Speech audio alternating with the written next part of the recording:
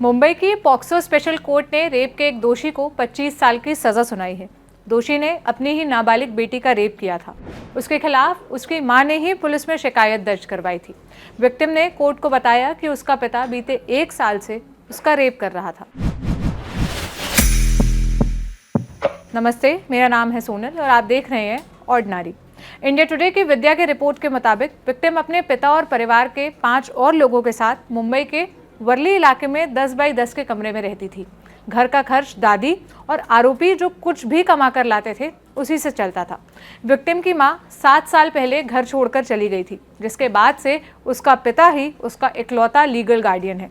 करीब 1 साल से वो विक्टिम का रेप कर रहा था। विक्टिम की दादी को जब इस बात का पता चला तो उन्होंने पुलिस में अपने बेटे के खिलाफ शिकायत दर्ज करवा दी। रेप केस में फैसला सुनाते हुए पॉक्सो स्पेशल कोर्ट ने कहा, आरोपी के गिरफ्तार होने के बाद बच्ची की सारी जिम्मेदारी दादी पर आ जाएगी। यह जानते हुए भी दादी ने अपनी पोती को इंसाफ दिलाने के लिए जो कदम उठाया है, कोर्ट उसकी सराहना करता है। बुजुर्ग महिला अपने पति, 2 बेटों और 3 पोते पोतियों के साथ रहती है। उन्होंने मई 2021 में नोटिस किया कि उनकी 13 साल की पोती को कई दिनों से पीरियड्स नहीं आए हैं। उन्होंने उससे इसे लेकर बात की। तब लड़की ने अपनी दादी को बताया कि उसका पिता करीब 1 साल से उसका रेप कर रहा था। इसके बाद महिला ने वर्ली पुलिस स्टेशन में अपने बेटे के खिलाफ शिकायत दर्ज करवाई। शिकायत के बाद पुलिस ने विक्टिम को मेडिकल जांच के लिए भेजा। रिपोर्ट में सामने आया कि लड़की के साथ यौन हिंसा हुई है। सुनवाई के दौरान आरोपी पिता ने कोर्ट में कहा कि उस पर लगे आरोप झूठे हैं।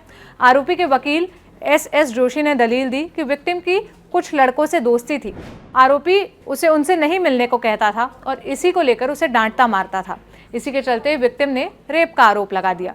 वकील ने यह दलील भी दी कि जिस घर में विक्टिम और उसका परिवार रहता है वहां पर रेप की संभावना नहीं है, क्योंकि वो एक छोटा कमरा है जहां पर कई लोग एक साथ सोते हैं।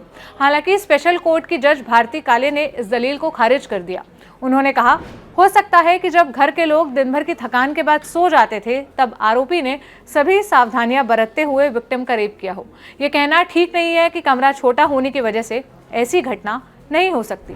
फैसला सुनाते हुए जज भारती काले ने कहा, विक्टिम के न चीखने चिल्लाने से केस के सबूतों की सत्यता पर कोई असर नहीं पड़ना चाहिए, क्योंकि यौन शोषण विक्टिम के पिता ने किया था। विक्टिम पूरी तरह से उस पर निर्भर थी। पीड़ित के न चिल्लाने का मुख्य कारण यह है कि बच्चों के मन में डर रहता है कि अगर कोई करीबी रिश्तेदार ऐसा कुछ करता है तो उनके जीवन का क्या होगा। और इस केस में विक्टिम की मां पहले ही घर छोड़कर जा चुकी थी, इसलिए विक्टिम की स्थिति और भी ज्यादा असहाय थी। कोर्ट ने कहा कि बुजुर्ग महिला को पता था कि आरोपी के जेल होने के बाद उस पर ही उसके 3 बच्चों की जिम्मेदारी आ जाएगी। ऐसे में वो अपने बेटे के खिलाफ झूठा केस क्यों दर्ज करवाएगी। आपके लिए ये पूरी खबर लिखी थी मेरी साथी संध्या ने। मेरा नाम है सोनल। औरतों से जुड़ी, उनकी सुरक्षा से जुड़ी तमाम खबरों के लिए देखते रहिए ऑर्डिनरी। शुक्रिया।